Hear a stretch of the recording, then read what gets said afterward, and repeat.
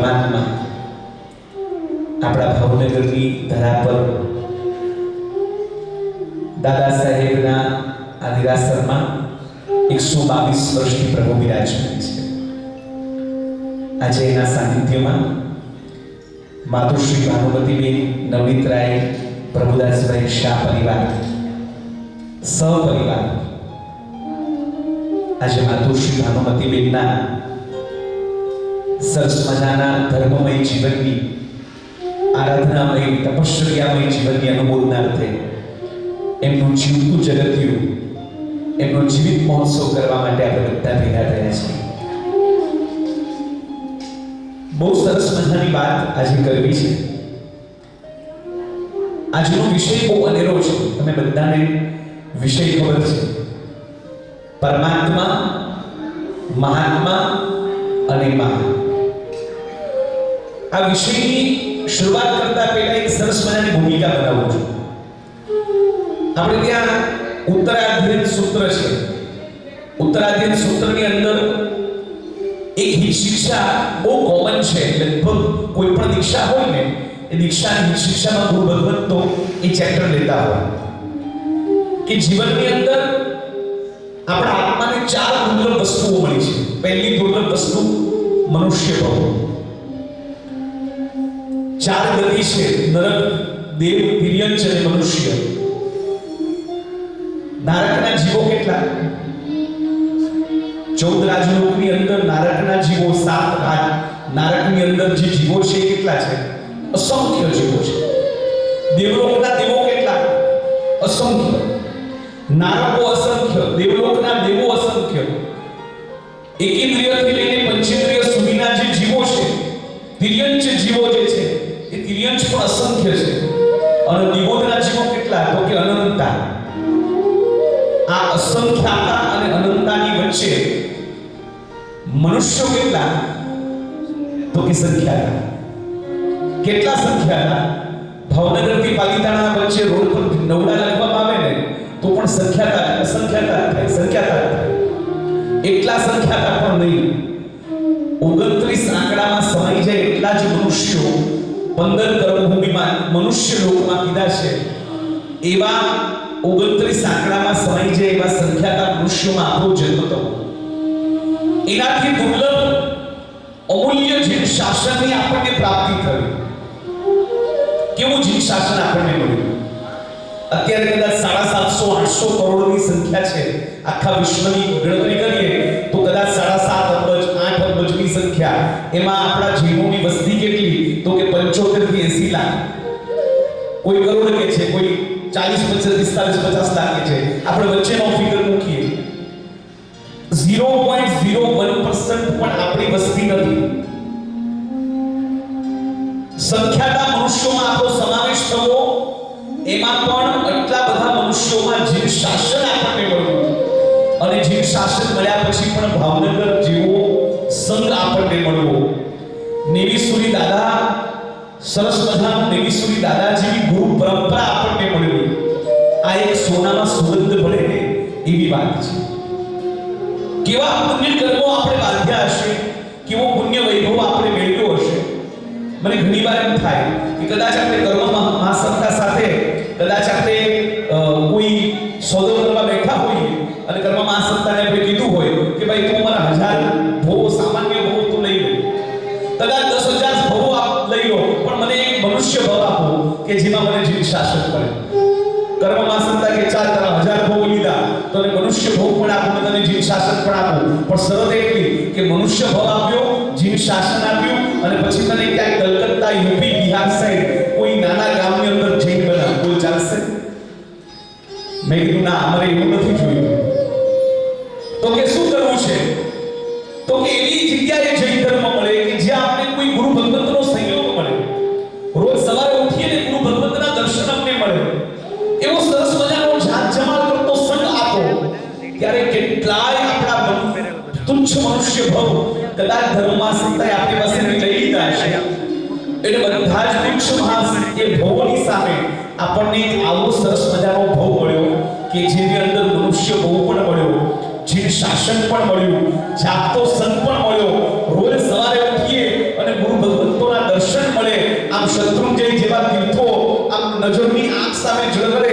કોશી કે રતન હોય એવા શત્રુંજય જેવા તીર્થો આપણને મળે ત્યારે આવો સંતની આપણને પ્રાપ્તિ થઈ છે.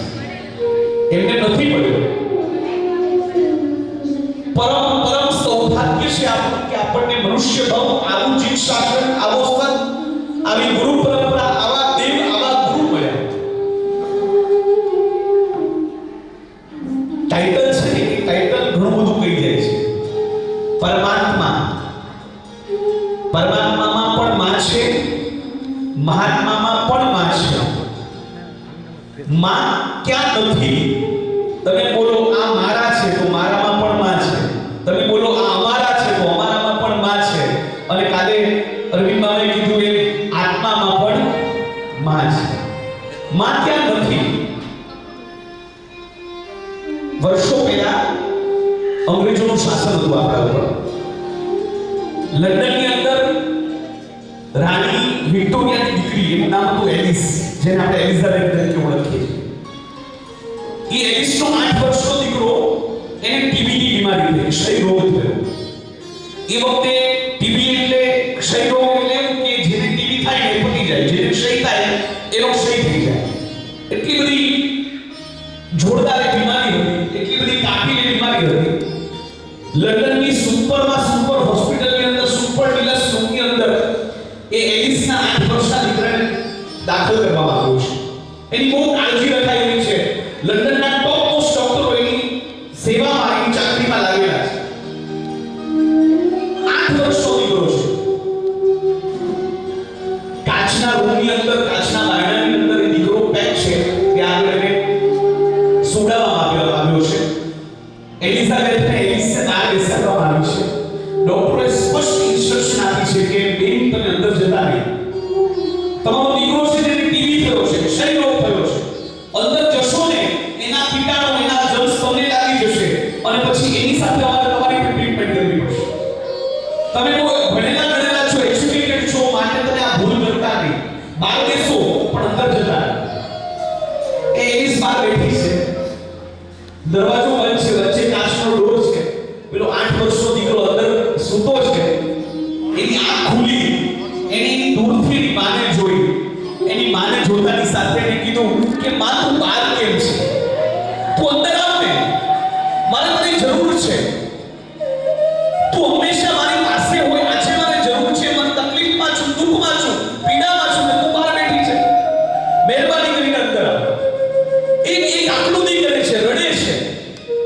અને એની રડતી આંખોને જોઈને, એની આકૃતિને જોઈને એલિસ પીગળી જાય છે. એને કાચનો દરવાજો ખોલી નાખ્યો, પોતાના દીકરા પાસે જતી રહી. એના બેડ પર જઈને એને ગળે વળગાડી દીધો. એને ખૂબ વાલ કર્યો, ખૂબ પ્રેમ કર્યો, ખૂબ ચૂમીઓથી નવડાવી દીધો. થોડી ક્ષણોની અંદર હોસ્પિટલના બધા ડોક્ટરો દોડી આવ્યા. બાજુના રૂમની અંદર એ એલિસનો ખાટલો લાગ્યો. કારણ કે પેલા દીકરાના ટીબીના ક્ષયના કીટાણુ એલિસને પણ વળગી ગયા હતા. એની ટ્રીટમેન્ટ શરૂ થઈ. એ વખતે ડોક્ટરોએ આપણને કીધું કે બેન તમે આટલા એજ્યુકેટેડ છો, આટલા સમજદાર છો, છતાં તમે અમે કીધેલું માન્યું કેમ નહીં? તમે તમારા દીકરા પાસે કેમ ગયા? વાય, શા માટે? ત્યારે એલિસે જવાબ આપ્યો, કારણ કે હું એની માં છું. કારણ કે હું એની શું જવાબ આપ્યો? હું એની માં છું.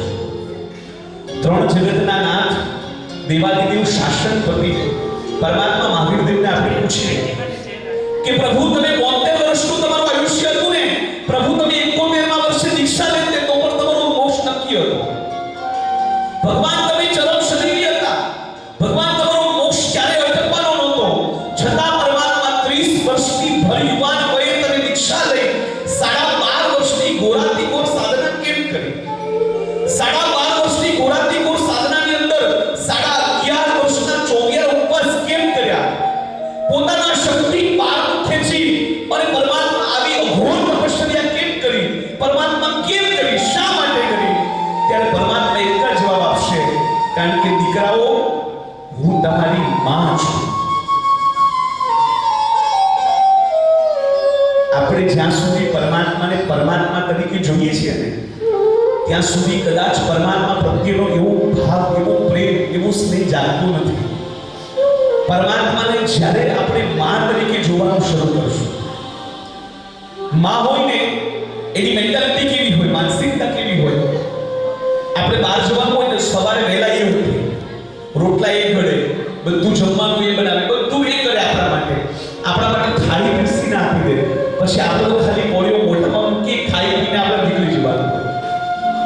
પરમાત્માએ આજથી 2500 વર્ષ પહેલા જે શાસનની સ્થાપના કરી ને, 12.5 વર્ષના ઘોરાથી ઘોર ઉત્સર્ગો સહન કર્યા પછી હમણાં જ વૈશાખ સુદ દશમ ગઈ, 11 ગઈ, પ્રભુને કેવળ જ્ઞાનની પ્રાપ્તિ થઈને વૈશાખ સુદ 11 પ્રભુએ શાસનની સ્થાપના કરી. આ સંસાર રૂપી સમુદ્રમાં શાસન રૂપી દીપક પરમાત્માએ પ્રજ્વલિત કરીને મૂક્યો. ત્યારે પરમાત્માએ એટલું જ કીધું કે દીકરાઓ, તમારે મારી જેમ સાધના કરવાની જરૂર નથી. મેં જે 12.5 વર્ષના ખોરાકથી કોઈ ઉત્સર્ગો સહન કર્યા ને, એવા તમારે સહન કરવાની જરૂર નથી. મેં જે શાસનની સ્થાપના કરી છે ને, દીપક પ્રજ્વલિત કર્યો છે ને, તમારે ખાલી એટલું જ કરવાનું છે. તમારે તમારા બુઝાયેલા દીપકની જ્યોતને મારી જલતી જ્યોત સાથે અડકાવવાની છે. એની મેળે તમારો દીપક પ્રજ્વલિત થઈ જશે.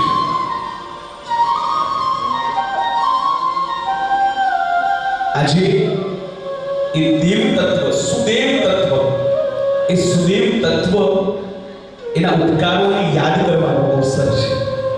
ઠાણા સૂત્રમાં લખ્યું છે કે દેવ, ગુરુ અને માતા પિતા એના ઉપકારોનો બદલો ચૂકવવો દુષ્કર જ નહીં, અસંભવ છે. દુષ્કર નહીં, અસંભવ છે. દેવ ગુરુના ઉપકારો તમે ચૂકવી ન શકો, માતા પિતાના ઉપકારોને તમે વાળી ન શકો. એનો બદલો ચૂકવવા માટેનો હવાલો કુદરતને તમે આપો તો કુદરતનું પણ દેવાનું નીકળી જાય, પણ એ ઉપકારોનો બદલો તમે ક્યારેય ચૂકવી ન શકો.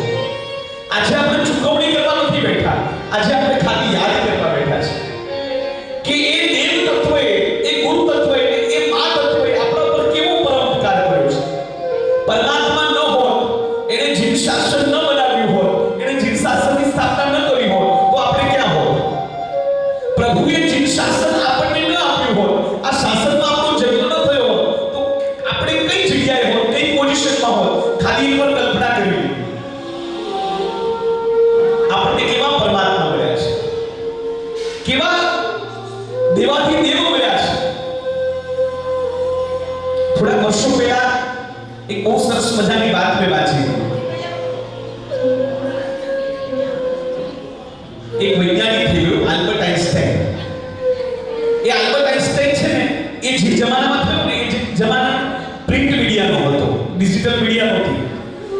એટલે આલ્બર્ટ આઇન્સ્ટાઈન અત્યારે તો આપણે ઓળખી શકીએ કે આલ્બર્ટ આઇન્સ્ટાઈન છે. એ જમાનામાં આલ્બર્ટ આઇન્સ્ટાઈન કેવો દેખાય એ લોકોને ખબર નહીં. અને આલ્બર્ટ આઇન્સ્ટાઈને અલગ અલગ જગ્યાએ લેક્ચર દેવાના થાય, અલગ અલગ જગ્યાએ લેક્ચર દેવા માટે જાય. એક વખત આલ્બર્ટ આઇન્સ્ટાઈન કંટાળેલો કે શું આ રોજના લેક્ચર દેવાનો, રોજ યુનિવર્સિટીમાં જવાનું, રોજ લેક્ચર દેવાનું. કંટાળેલો એટલે એનો ડ્રાઈવર હતો. એ ડ્રાઈવરે કીધું કે સાહેબ, તમને વાંધો ન હોય તો હું આજે વાત કરું. તો કે ભાઈ બોલ ને, શું છે? તો કે તમારા સાથે લગભગ 15-20 વર્ષથી છું. તમે જેટલા લેક્ચર દીધા છે ને બધા બાય હાર્ટ થઈ ગયા છે. તમારી ઈચ્છા ન હોય લેક્ચર દેવાની, તો આજે તમારા બદલે હું લેક્ચર દઈ દઉં. પેલા આલ્બર્ટ આઇન્સ્ટાઈને નવાઈ લાગી કે મારો ડ્રાઈવર મારી જગ્યાએ લેક્ચર દે, કેવું લાગે? ચલ જો તો કરો. ગાડી ઊભી રાખી, બંને કપડાં કેટલા બદલી કરી. આલ્બર્ટ આઇન્સ્ટાઈને ડ્રાઈવરના કપડાં બદલી લીધા, ડ્રાઈવરે આલ્બર્ટ આઇન્સ્ટાઈન કપડાં પહેરી લીધા, યુનિવર્સિટીમાં ગયા. આલ્બર્ટ આઇન્સ્ટાઈન ન આપી શકે એવું સરસ મજાનું લેક્ચર એના ડ્રાઈવરે આપ્યું. બહુ મજા આવી. તાળીઓના તાલથી, ગણગણાટથી આખો હોલ ઊંચી ઉઠ્યો. વાત ત્યાં પૂરી ન થઈ, કારણ કે લેક્ચર તો પૂરું થઈ ગયું. પછી ક્વેશ્ચન આન્સર રાઉન્ડ શરૂ થયો. એટલે ક્વેશ્ચન શરૂ થયા. પેલાને આવડ્યું ત્યાં સુધી જવાબ આપ્યા, પણ પછી તો શું છે, બધી પ્રકારના બોલ આવે ને, કોઈ યોર્કરે આવે ને, કોઈ બોક્સરે આવે. એક એવો જોરદાર પ્રશ્ન આવ્યો, ક્વેશ્ચન આવ્યો, એનો ઉત્તર એને આવડે નહીં, કઈ રીતે આપવો ખબર ન પડે, અઘરામાં અઘરો પ્રશ્ન. પણ એ છે ને આલ્બર્ટ આઇન્સ્ટાઈનનો ડ્રાઈવર હતો, એટલે એને બહુ સરળતાથી જવાબ આપ્યો કે લે, આવ સાવ સિમ્પલ ક્વેશ્ચન, આનો જવાબ તો મારો ડ્રાઈવરે આપી દીધો. અને પાછળ બેઠેલા પેલા ડ્રાઈવર રૂપે રહેલા આલ્બર્ટ આઇન્સ્ટાઈને ઊભા થઈ એનો જવાબ આપી દીધો. ફરી આખી યુનિવર્સિટીમાં તાળીઓનો તાલ ગુંજી. મારે કહેવાનું તાત્પર્ય એટલું છે કે પુણ્યશાળી આલ્બર્ટ આઇન્સ્ટાઈનની મહેરબાની હોય તો એનો ડ્રાઈવર પણ આલ્બર્ટ આઇન્સ્ટાઈન બની શકે છે. આ ભગવાન છે ને, એ ભગવાનની મહેરબાની થાય, આ ભગવાનની કૃપા હશે ને, તો આપણે ભક્ત પણ ભગવાન બની શકીએ છીએ. આ વિશ્વમાં એક પણ ભગવાન એમાં નથી, એક પણ તત્વ એવું નથી, એક પણ નગર, એક પણ શેઠ એવો નથી કે જે પોતાના સેવકને પોતાની ગાદી આપે. એક રાજા એવો નથી પોતાના મંત્રીને પોતાની રાજગાદી આપે. એકમાત્ર ભગવાન એવા છે, પોતાના ભક્તને ભગવાન બનાવવાની તાકાત ધરાવે છે. સાચું કે જો અહીંયા આગળ મુકેશ અંબાણી આવે, કેટલા લોકો અહીંયા પગે લાગવા માટે જાય? મુકેશ અંબાણી આવે કદાચ તો કેટલા લોકો એને પગે લાગે? કોઈ ન લાગે. શું કામ? એના ઘરે ભાઈ, હું મારા ઘરે. એ કરોડપતિ હોય, અરબપતિ હોય તો મારે શું? આપણે ભગવાનને નમન કેમ કરીએ છીએ? ભગવાનને વંદન કેમ કરીએ છીએ? ભગવાન એ ભગવાન છે માટે નહીં.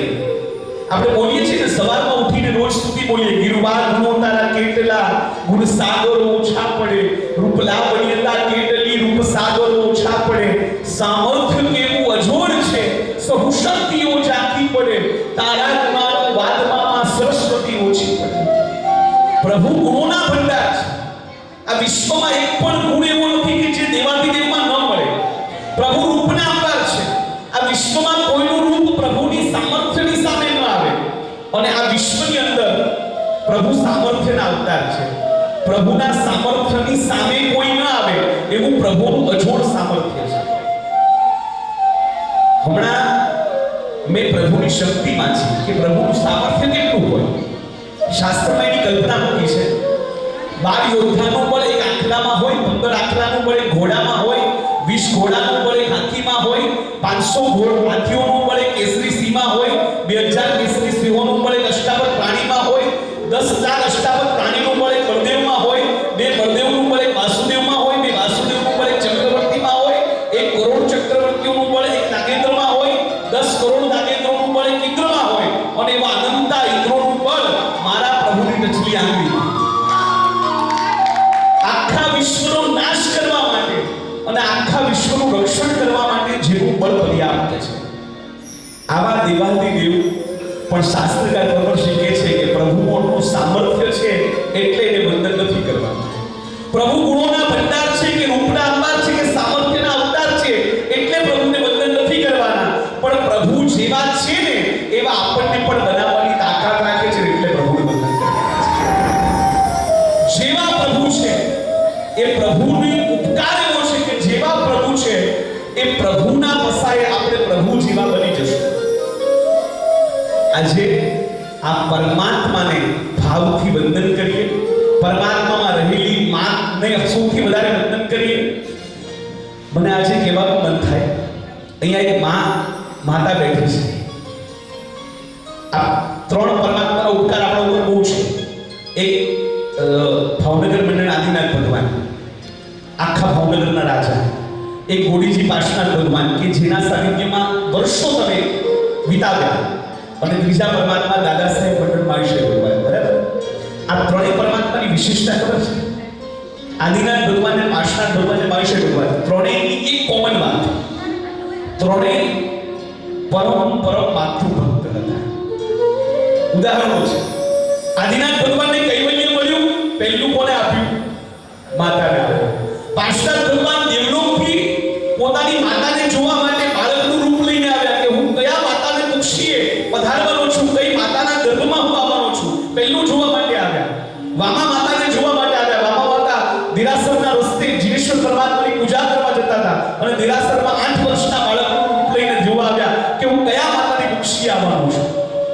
પહેલા આદિનાથ ભગવાન એ પણ માતૃભક્ત, બીજા પાર્શ્વનાથ ભગવાન એ પણ માતૃભક્ત, અને ત્રીજા માયુષ્ય ભગવાન એ પણ માતૃભક્ત. શું માતૃભક્તિ કરી હતી એમણે? જે કોઈ ન કરી શકે. આદિનાથ ભગવાન તો કૈવલ્ય પછી માતૃભક્તિ દેખાડી, પાર્શ્વનાથ ભગવાને દેવતાના રૂપમાં માતૃભક્તિ દેખાડી.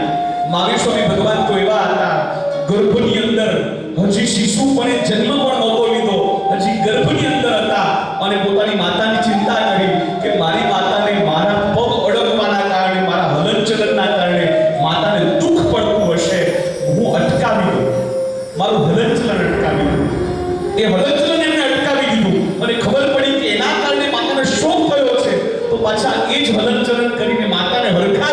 અને ત્યાંને ત્યાં ગર્ભની અંદર અભિગ્રહ કરો કે જ્યાં સુધી મારા માતા પિતા જીવિત હશે ત્યાં સુધી હું દીક્ષા નહીં.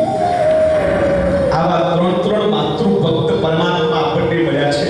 આબુ નિશાની એ ભાવનગર મંડળ આદિનાથ પ્રભુ, એ કોળીજી પાર્શનાથ પ્રભુ અને એ દાદા સાહેબ મંડળ માવિશ્વય ભગવાન, એ દેવ તત્વને ભાવથી વંદના કરીએ, ભાવથી નમસ્કાર.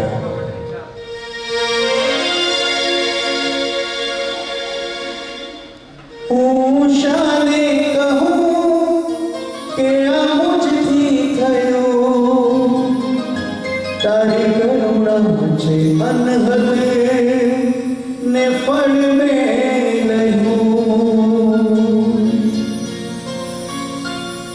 મારા મનમાં પ્રભુ કોઈ શુભ ભાવના તે જગાડી છે ત્યારે સગળું થયું.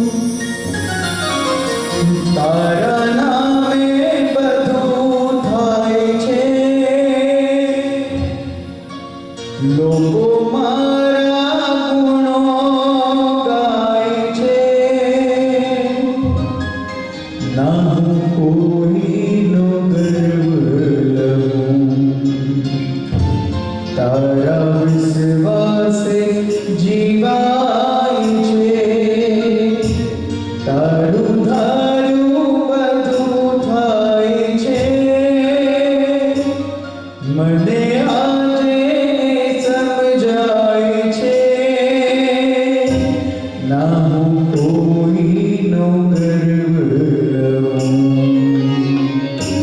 તારા વિશ્વાસે જીવાય છે.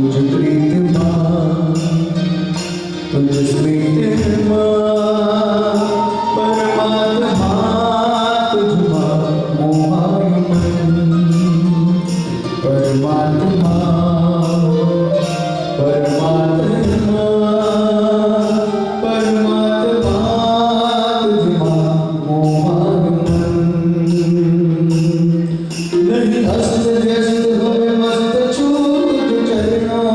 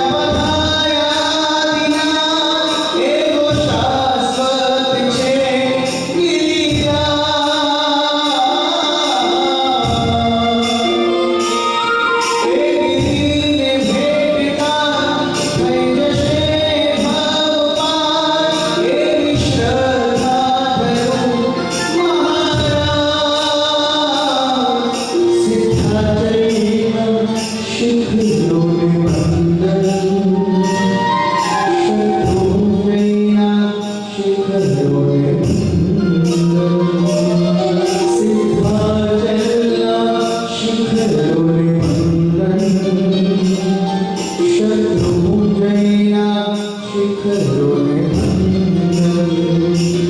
સાત શ્વાસો લઈ મૂર્તિ અંજન થઈ એવા તારા બિરાજે છે જ્યાં. ભાવથી જે ચડે એના કર્મો ફલે.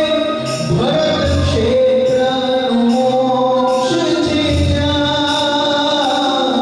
સિદ્ધાચલના શિખરોને વંદન.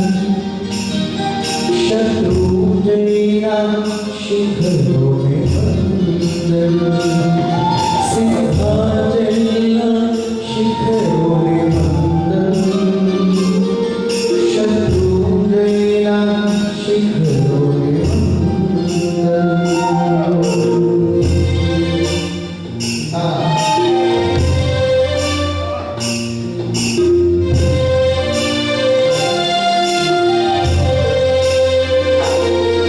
મારા ભાગ્ય ગુણ્યા મારા પાપો હયા. આ ભરત ક્ષેત્રે મારો જન્મ થયો. એવું પરમ પવિત્ર શાશ્વતથી શ્રી શત્રુંજયનો સ્પર્શ થયો.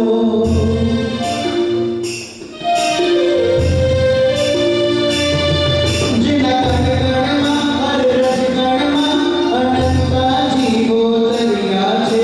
જ્યાં વારે વારે આદિ પ્રભુએ આવડ પગલાં કર્યા છે.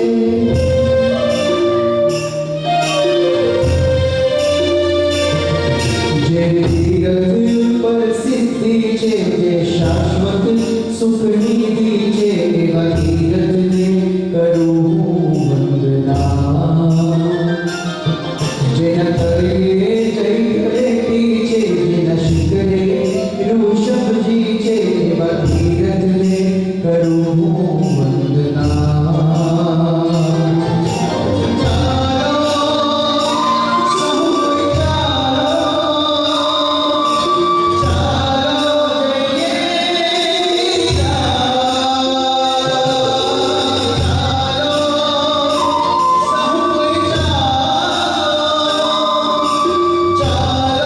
જઈએ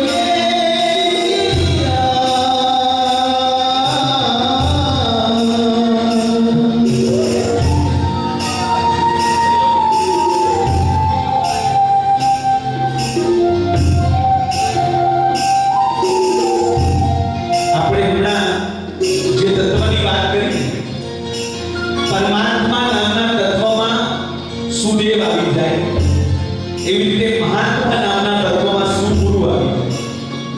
અત્યારે ગુરુ બન્યો પૂજ્ય સાધ્વીજી ભગવત તો આપણી વચ્ચે ઉપસ્થિત છે. આ ગુરુ તત્વની પણ એક અનિતિ કલ્યાણી છે. આખા વિશ્વમાં ન હોય એવા ગુરુ તત્વ આપણી પાસે છે. મહાભાગ્ય છે આપણું કે પંચમહાવ્રતધારી, મહાભાગ્ય છે આપણું કે પંચમહાવ્રતધારી સંતો મળ્યા છે. સત્યનું દર્શન કરાવે એવા આગમ ગ્રંથો મળ્યા છે. મહાભાગ્ય છે આપણું કે પંચમહાવ્રતધારી સંતો મળ્યા છે. સત્યનું દર્શન કરાવે એવા આગમ ગ્રંથો મળ્યા છે. વિશ્વહિત કલ્યાણકર સર્વ કીર્તિના પંથ મળ્યા છે. અને વાત્સલ્યવાદીથી કરુણા સાગર કૃપા સિંધુ જિનેશ્વર ભગવંત મળ્યા છે. જિનેશ્વર ભગવંત મળ્યા છે. મહાભાગ્ય છે આપણું કે પંચમહાવ્રતધારી સંતો મળ્યા છે. એવા સુગુરુ તત્વને, એવા મહાત્માઓને ભાવભીની વંદના કરી.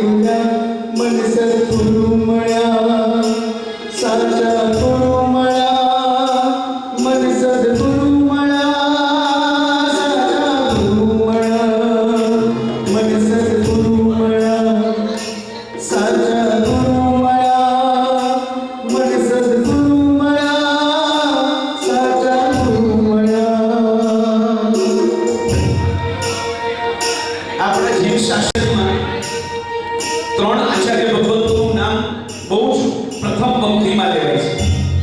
પહેલા છે આર્ય અશ્વિન સુરી મહારાજ, છેલ્લા 10 પૂર્વધર જે ગણાય છે.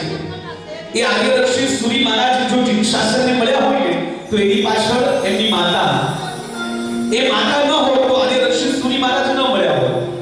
કારણ કે 12-13 વર્ષની ઉંમરે 14 પૂર્વના કહેવાય ને 14 જ્ઞાનના ધણી બનીને 14 વેદોના પારગામી બનીને પોતે બધું ભણીને આવેલા રાજાએ ગજોપાડી પર એમની પાલખી કાઢી અને આખા નગર એમને વધાવ્યા. એમની માતા ત્યારે હાજર નહોતી. એમની માતા ઘરે ગયા તો માતા સામાયિક લઈને બેઠેલી. માતાને પૂછ્યું કે માતા તને આનંદ નથી? માતા એક જ જવાબ આપ્યો, મને શેનો આનંદ હોય? તું તારા પેટ માટે રડે એનો થોડો આનંદ હોય, મને તું તારા આત્મા માટે ભણે ને એનો આનંદ છે. એક જવાબ આપ્યો અને મામા મહારાજ પાસે ભણવા માટે ગયા. મામા મહારાજ પાસે મામાને કીધું કે મારા માતાએ કીધું મને દ્રષ્ટિવાદ ભણાવો. દ્રષ્ટિવાદ ભણવું હોય ને તો દીક્ષા લેવી પડે. ખાલી માતાની ઈચ્છાને પરિપૂર્ણ કરવા માટે દ્રષ્ટિવાદ શું છે એ પણ ખબર નહીં, ખાલી માતાની ઈચ્છા પરિપૂર્ણ કરવા માટે દીક્ષા લીધી. એ આર્ય અશ્વિન સુની મહારાજ જીવ શાસ્ત્રને મળ્યા હોય ને તો એમાં પણ માતા કારણભૂત હતી. કલિકા સર્વજ્ઞ હેમચંદ્ર સુરી મહારાજ એક વખત તો જાગો એ જીવ શાસ્ત્રને મળ્યો હોય ને તો એની પાછળ એની માતા પાહિણી કારણભૂત હતી. અને મહોપાધ્યાય યશો વિજયજી મહારાજ જો જીવ શાસ્ત્રને મળ્યા હોય ને તો એની પાછળ પણ એમની માતા કારણભૂત હતી. પુણ્યશાળી આપણને જીવ શાસ્ત્ર મળ્યું, દેરાસર અને ઉપાશ્રય મળ્યા, દેવ તત્વ અને ગુરુ તત્વ મળ્યું. પહેલી આંગળી પકડીને કે ખોળામાં લઈને પરમાત્માની નવંગે પૂજા કોઈ કરાવી હોય કે આંગળી પકડીને ગુરુ ભગવંત પાસે લાગીને વંદન કોઈ કરાવ્યા હોય ને તો એની પાછળ પણ આપણે માતા, આપણું માતૃ તત્વ હાજર છે. પુણ્યશાળી એવા માતા તત્વને અને એ મહાત્મામાં રહેલી માને પણ આજે ભાવભીની વંદના કરી.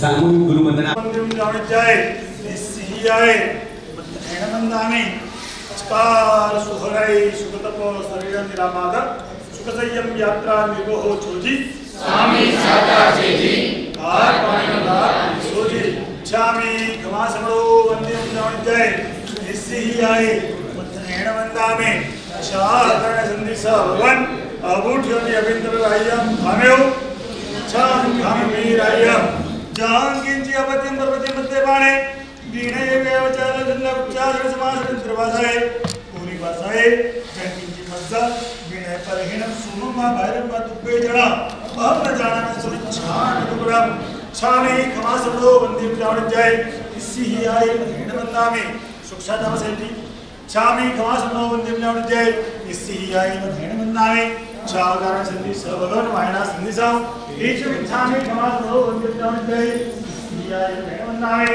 છાવધારણ સંધિ વાયણા લેતો એચ વિછામી ખમા સબલો વંદિમ જાણ જય ઇસી હી આય હેણ વંદામે સારી ભગવાન સારી વાયણા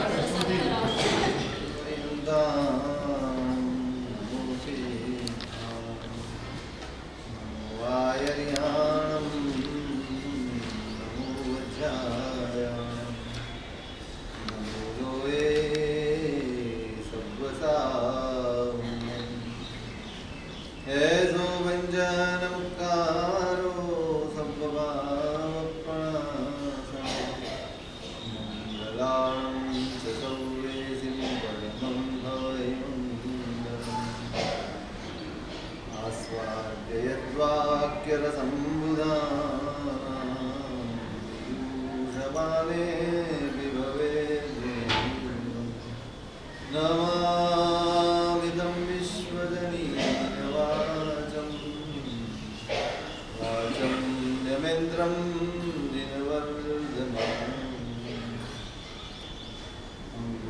ते अमृतवसे लब्धिदणा श्रीगुरुगौतमनमरिये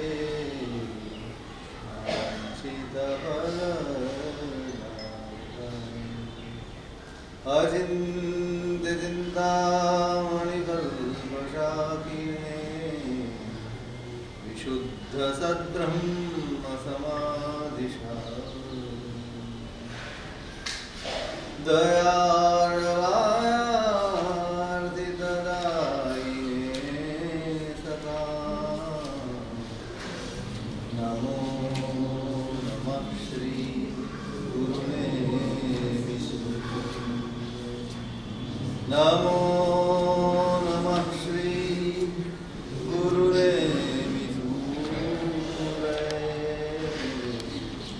नमो नमः श्री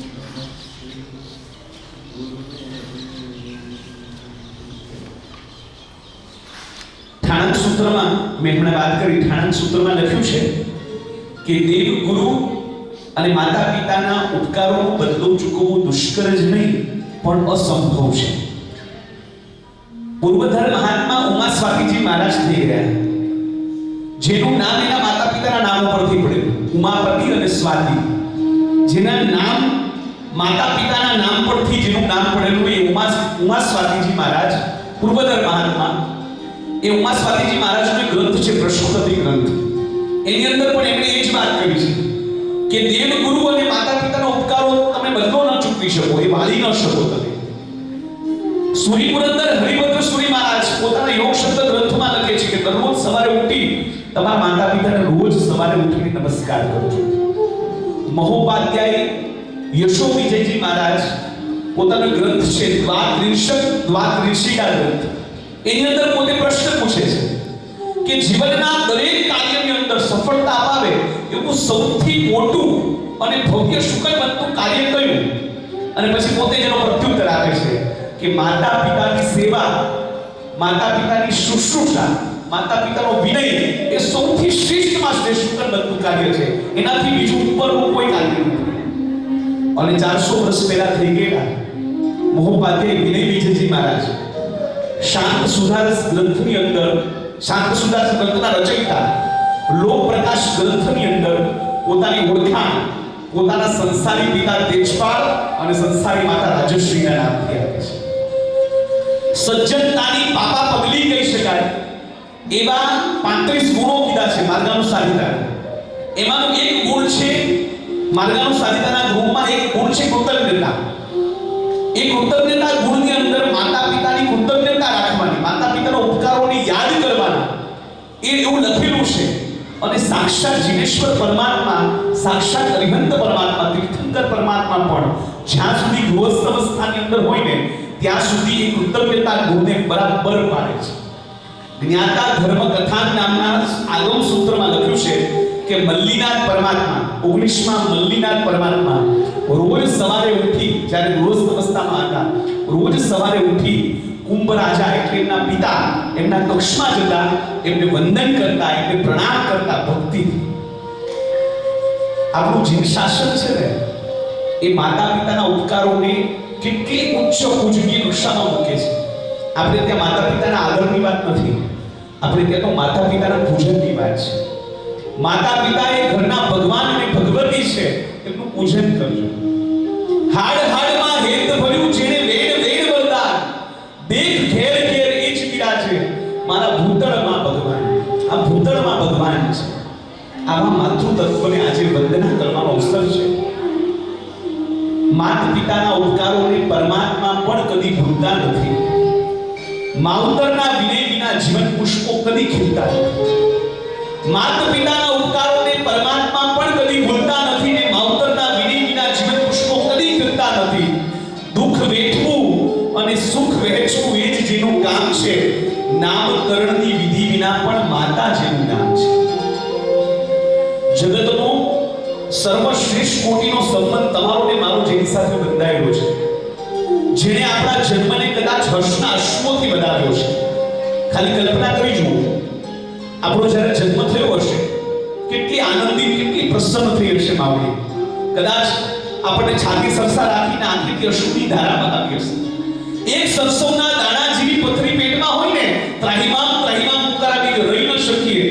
2-2 કિલોના આપણને લઈને, પનનો પિંડ કરીને, કાળજાનો કટકો કરીને જે માતાએ આપણને ગર્ભમાં સ્થાન આપ્યું હશે, અને જ્યારે આપણો જન્મ થયો હશે, એની આનંદની કઈ સીમા હશે, એની પ્રસન્નતાની કઈ સીમા હશે. એક કલ્પના કરી જુઓ, એક બાજુ એક દ્રશ્યની કલ્પના કરજો. એક બાજુ એક દીકરો રડી રહ્યો છે, એક બાજુ એક બાળક રડી રહ્યું છે, ખૂબ રડી રહ્યું છે, ચોથા આંસુ રડી રહ્યું છે. બીજી બાજુ એની માતા હસી રહી છે. આવું બને ખરી? એક દીકરો રડી રહ્યો હોય ને માં હસી રહી હોય, આવું બને? બેનો બને? દીકરો ચોથા આંસુએ રડતો હોય અને માં ખિલખિલાટ હસતી હોય, આવું બને ખરી? બને? આખા એકામાં એકવાર બને. એકવાર બાળકનો જન્મ થાય ને ત્યારે બાળક રડતું હોય અને માતા હસતી હોય, કારણ કે બાળકે એ માતાને સ્ત્રીમાંથી પૂર્ણ માં બનાવી છે. સ્ત્રીના અનેક રૂપ હોઈ શકે, કાકી હોઈ શકે, મામી હોઈ શકે, માસી હોઈ શકે, ફઈ હોઈ શકે, ભાભી હોઈ શકે, બેન હોઈ શકે, પત્ની હોઈ શકે, અનેક સ્વરૂપ. પણ પૂર્ણ સ્વરૂપે જોવામાં આવે તો એક જ રૂપ મળે, માં. એક પુરુષના અનેક રૂપ હોય છે, કાકા, મામા, ફુવા, કેટલાય રૂપ હોઈ શકે, પણ પૂર્ણ સ્વરૂપ પિતા. એક સ્ત્રી જે બાળકને જન્મ આપે છે અને માતા બને છે, એક પુરુષ જે બાળકને નામ આપે છે અને પિતા બને છે. એક સ્ત્રીની વાત એકાંતમાં થાય, એક માની વાત એકાંતમાં થાય, ત્યાં સુધી કદાચ એ માં હોઈ શકે, પણ એ જ સ્ત્રી, એ જ માં જ્યારે એની વાત જાહેરમાં થાય, સરા જાહેર થાય, બધાની વચ્ચે થાય, ત્યારે એ જગત જનની જગદંબા બની જાય છે. એક પુરુષ એની વાત, એક પિતાની વાત કદાચ એકાંતમાં થાય તો એ પિતા છે, પણ જ્યારે સરા જાહેર થાય, બધાની વચ્ચે થાય, ત્યારે જગત પિતા, જગન્નાથ, જગદીશ્વર પરમાત્મા બની જાય છે. અને એની અંદર કદાચ વિશ્વના તમામ માતા પિતાનો સમાવેશ થઈ જશે. આજે કદાચ આ પ્રસંગ ભાનુમતીબેનનો છે, ભાનુબેનનો છે, પણ આ ભાનુબેનનો પ્રસંગ કરતા કરતા આપણી અંદર રહેલા, આપણી ભીતર રહેલી એ માતૃતત્વને ઉજાગર કરવાનો અવસર છે. અહીંયા એમની માતા કે ખાલી ભાનુબેનની વાત થાય છે, આ જગતના બધા માતા પિતાઓની વાત આજે આ કાર્યક્રમમાં થશે. જગતમાં માતા પિતાના નિસ્વાર્થ પ્રેમની ગાથાઓ સુવર્ણ અક્ષરે લખાયેલી છે. આવો સાથે મળી અને ગાથાને ગુણગુણાવીએ, એ ગાથાને ગુણગુણાવીએ.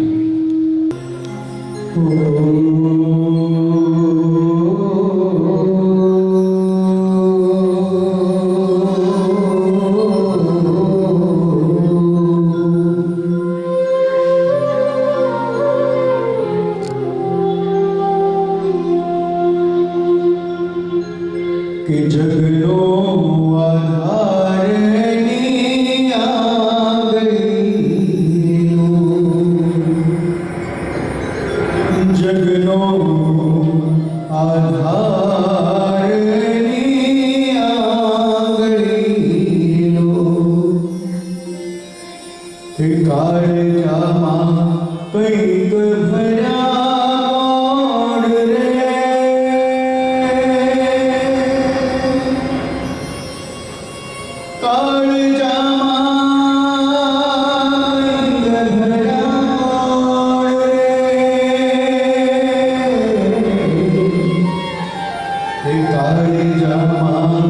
કંઈક ભર્યા રે, જનની નિજોડ સખી નહીં જડે, અજનની નિજોડ સખી નહીં જડે, અજનની નિજોડ સખી નહીં જડે, મીઠા મધુર મીઠા में मुलायो, मीठा मधुर मीठा में मुलायो, मीठी मीठी છે મોરી માત રે, મીઠી મીઠી છે મોરી માત રે, જનની નિજોડ સખી નહીં જડે,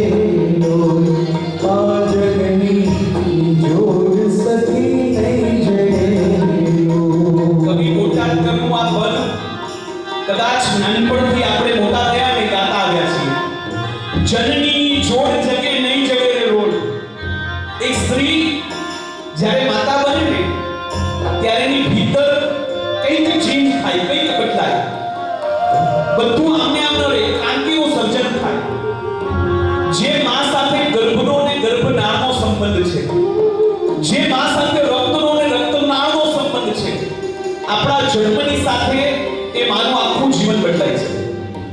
તમે લગભગ અત્યારની ત્રીજી પેઢીને આવું કહેતા સાંભળ્યા હશે. ઘણી વાર ત્રીજી પેઢી એમ બોલે અત્યારની લેટેસ્ટ, ઇટ્સ માય લાઈફ.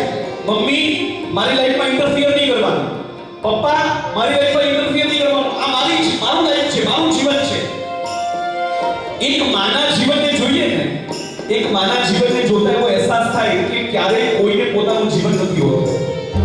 કારણ કે એક માં છે ને, એ સંતાનનો જન્મ થાય એના પહેલા શ્વાસથી લઈ અને પોતાના છેલ્લા શ્વાસ સુધી એ સંતાન માટે જીવે છે, એ બાળક માટે જીવે છે. કેટલા બધા ચેન્જીસ એના જીવનની અંદર આવી જાય એક બાળકના જન્મની સાથે. સૌથી પહેલો ફેરફાર, સૌથી પહેલો ચેન્જ, એક તરફથી પ્રેમની શરૂઆત થાય. ગર્ભની અંદર બાળક આવીને ખબર નથી કે દીકરો છે કે દીકરી છે. 4 દીકરા થયા ભાનુબેનને ખબર નહોતી કે આ પેલો દીકરો આવવાનો છે કે દીકરી આવવાની છે, કશી ખબર નહોતી. પણ એની સાથેનો ઋણાનુબંધ એવો જોડાઈ જાય, એની સાથેનો પ્રેમ એવો જોડાઈ જાય. આપણે ઘણીવાર કહીએ ને પ્રેમ આંધળો છે. પ્રેમ આંધળો નથી. પ્રેમ આંધળો એટલે કહેવાય છે કારણ કે આપણી માતાએ આપણને જોયા વગર પ્રેમ કર્યો છે. એને ખબર નહોતી કે પેટમાં કોણ છે, દીકરો છે કે દીકરી છે. દીકરો છે તો મોટો થઈને મને સાચવશે કે નહીં સાચવે, દીકરી છે તો પરાયું ઘર છે, કદાચ એના સાસરે ચાલી જશે તો શું થશે મારું, કશો વિચાર નથી કર્યો. પેટમાં ગર્ભમાં સંતાન આવ્યું ને એની સાથેનો એક ઋણાનુબંધ એનો જોડાયો, એની સાથેનો પ્રેમ તત્વ, એની સાથેનો સ્નેહ, એની સાથેની લાગણી જોડાય. તમે ઘોડિયું જોયું હોય ને, આમ ઘોડિયું હોય ને, અત્યારના ઘોડિયા બદલાઈ ગયા. પહેલાના જમાનામાં જે ઘોડિયા હતા ને, ઘોડિયા કેવા હતા? માતાના ગર્ભના આકારના ઘોડિયા હતા. હજી પણ છે કે માતાના ગર્ભના આકારના ઘોડિયા હતા. શું કામ? તો કે 9 મહિના સુધી એને માતાના ગર્ભમાં રહેવાની ટેવ હોય, આદત હોય, જલ્દી છૂટે નહીં. એ આકાર માતાના ઘોડિયાના, માતાના ગર્ભના આકારનું ઘોડિયું રાખતા. એક ઘોડિયું, એ ઘોડિયાની બાજુમાં માતા બેઠી હોય, આમ કાંઈ પણ કામ કરતી હોય, શાકભાજી સમારતી હોય, કપડા ઇસ્ત્રી કરતી હોય, આ બાળક રડવાનો અવાજ આવે ને, આમ કરીને આ ઘોડિયાને હાથ કરે, આમ હાથ કરે, પેલું બાળક રડતું બંધ. રસોઈમાં હોય, રસોડામાં હોય ને અવાજ આવે ને, ત્યાંથી ખાલી લોરીનો નાનકડો અવાજ આવે ને, બાળક રડતું બંધ થઈ જાય. શું કામ? તો કે 9 મહિના સુધી એને બાળકને માતાના અવાજની અને માતાના સ્પર્શની ટેવ હોય છે. એ જલ્દી છૂટતી નથી. ક્યાંક માં બહાર ગઈ હોય અને બાળક એકલું ઘરે હોય ને, માતા આવે ને દૂરથી આવતી જોવે અને આમ ઉછળે માતાની ગોદમાં આવવા માટે. શું કામ? દીકરાને મન મારી માવડી, દીકરાને મન મારી માવડી ને માવડીને મન મારો નંદ, એક મેઘની નજરે જોતા એક મેઘને મન આવી. બાળકને જોઈને જે રીજે બાળક જોઈ છે ને, સ્નેહલ સુરત વત્સલ મુરત, હૃદય હૃદયના વંદન કરે, હૃદય હૃદયના વંદન કરે, હૃદય હૃદયના પ્રભુના પ્રેમની કુંડળી લો, પ્રભુના પ્રેમની કુંડળી લો, જગની જુએ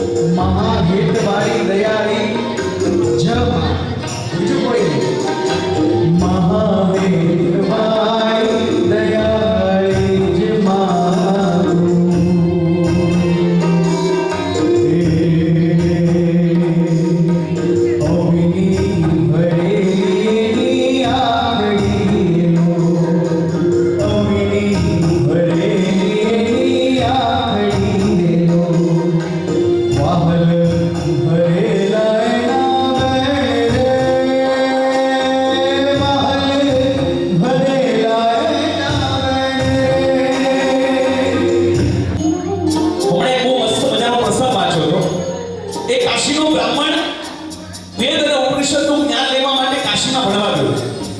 એમાં ઉપનિષદમાં એક તત્વ આવ્યું, તેન વ્યક્તિને પૂજિતા, અર્થાત ત્યાગ કરીને ભોગવો. તેન વ્યક્તિને પૂજિત, ત્યાગ કરીને ભોગવો. ત્યાગ કરીને ભોગવાય કઈ રીતે? કેરીનો રસ ખાવાનો હોય ને ભોગવવાનો ખરો. મને એવું શક્ય છે? 6 મહિના સુધી એ વાક્ય બહુ જ મનમાં વિચાર્યું કે આનો અર્થ શું થાય, આનો અર્થ કેમ આમ લખેલો છે, કઈ સમજાયું નહીં. 6 મહિના ભણ્યા પછી એકવાર ભિક્ષા કરીને નીકળ્યો છે. વણિકના ઘરે ગયો. વણિકના ઘરે 3 સદસ્ય હતા, મમ્મી, પપ્પા અને દીકરો. ત્યાંથી સરસ મજાના શ્રી કેસરિયા લાડુની પ્રભાવના આવેલી રાજ્ય તરફ. એ લાડુના 3 ટુકડા થયા, મમ્મી, પપ્પા અને દીકરા માટે. પપ્પા બહાર જતા હતા, પોતાનો ટુકડો ખાઈને નીકળી ગયા. પેલા દીકરાએ પોતાનો ટુકડો ખાઈ લીધો. ત્રીજો ટુકડો બાકી બચ્યો છે. કોનો છે? મમ્મીનો છે. એ ટુકડાને જોઈને એ દીકરાના મોઢામાં પાણી આવે છે. બોલો, મમ્મી શું કહે છે? તું તારે ખાઈ લે, તું તારે ખાઈ લે, મને તો આમે ભાવતો નથી. મને કહ્યું આમે નથી ભાવતું. જીવનમાં પહેલી વાર શ્રી કેસરિયા લાડુનું નામ સાંભળેલું, જોયો નહોતો. અને એવો લાડુ એ માએ એમ કહી દીધું, મને ભાવતો નથી, તું તારે ખાઈ લે. એ છોકરાને જેવું કીધું ને, છોકરાએ ટુકડો લીધો, મોઢામાં મૂકી દીધો.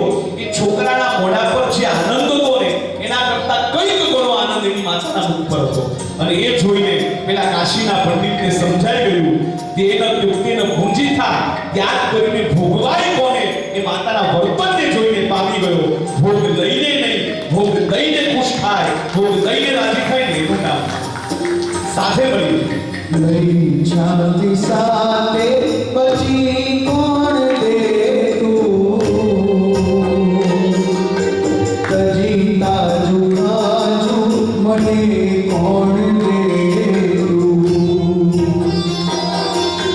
મને કોણ મીઠા મુખે ગીત ગાતું, મહાવેદવાળી દયાળી જ માતું, કે જગનો આધાર એની આંગળી રેલો, જગનો આધાર એની આંગળી રેલો, કાળજામાં કંઈક ભર્યા કોણ રે,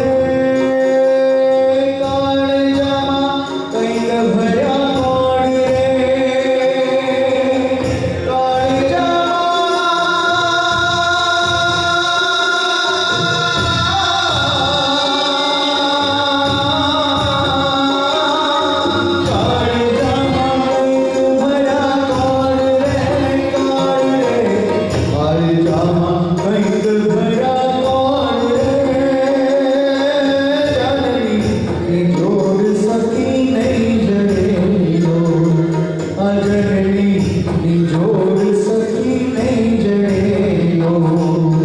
રડતો હું તો જ્યારે જ્યારે દુખીએ બહુ થાતી, દીકરા મારા જોઈએ તને શું બોલ બોલ એમ કહેતી.